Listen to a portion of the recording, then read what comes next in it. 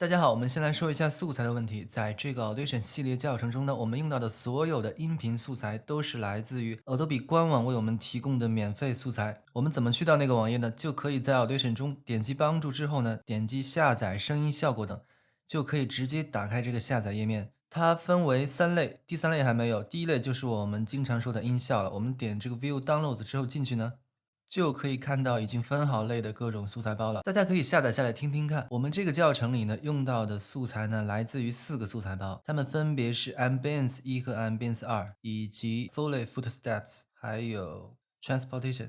只要下载了这4个素材包，就能保证你已经拥有了这个系列教程里面所用到的所有音效素材。那其他剩下的呢，就是我们自己录制的一些音频素材了。好，大家下载完之后呢，可以存到你硬盘上的一个文件夹里。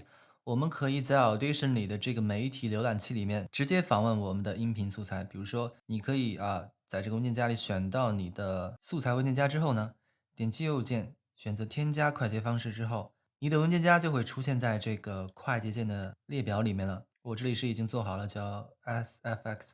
我们打开之后呢，我们就可以方便的对音频素材进行试听了。我们点击这个自动播放按钮之后，你点击任何素材，它都会自动开始播放。